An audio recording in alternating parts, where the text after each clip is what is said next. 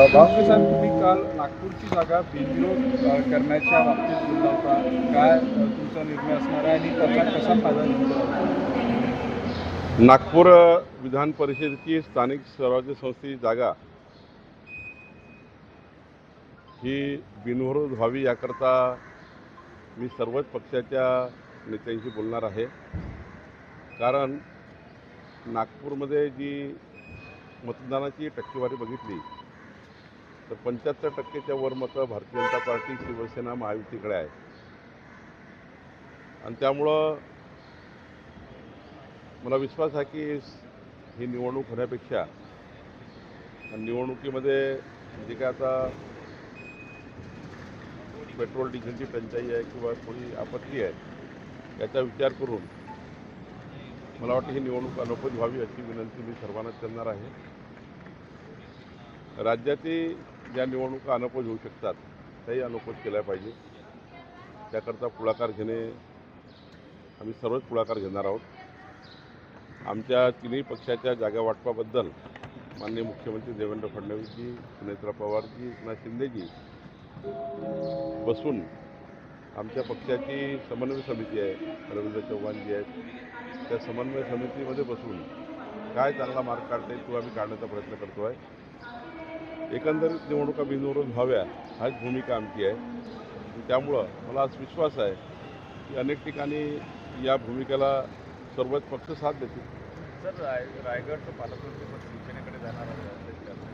हा सर्वस्वी अधिकार माननीय मुख्यमंत्र्यांचा आहे. पण एकनाथजी, सुनेत्रा पवारजी बसून माननीय मुख्यमंत्री निर्णय करतील. राष्ट्रवादीमध्ये सगळं आलबेल नसल्याचं चित्र आहे. काही दिवसांमध्ये राष्ट्रवादीच्या अनेक नेत्यांनी मुख्यमंत्र्यांची भेट घेतलेली आहे. मुख्यमंत्री मध्यस्थी कसं आहे? मला वाटतं की मुख्यमंत्र्यांना जे लोक किंवा जे नेते किंवा जे पदाधिकारी भेटतात, आमदार, खासदार, मंत्री, केवळ राजकीय विषय हा बोलत नसतात. त्यांचे मतदारसंघ आहेत, त्यांच्या भागातले प्रश्न आहेत. त्यामुळे पक्षीय प्रश्न हे त्यांच्याच बैठकीत बोलावं लागतं, ज्या पक्षाचे आपण आहोत. पण युतीचा समन्वय असेल, काही गोष्टी असेल तेव्हा ते मुख्यमंत्र्यांशी बोलतात. आमच्याही समन्वय समितीने चर्चा होते. मला वाटतं याच्यामध्ये काही आलबेल नाही आहे म्हणून भेटतात असं मला वाटत नाही. कुठेतरी पेट्रोलची जी रोजची तूट आहे ती मोठ्या प्रमाणात आहे अजूनही. त्यामुळे कुठेतरी पुन्हा एकदा दरवाढ करण्यात आली 70-80 पैसे. अजूनही तूट भरून निघत नाही. जवळजवळ 500 ते 700 कोटी रुपयाची रोजची तूट आहे. आता एवढं मोठं संकट विश्वामध्ये निर्माण झालं आहे.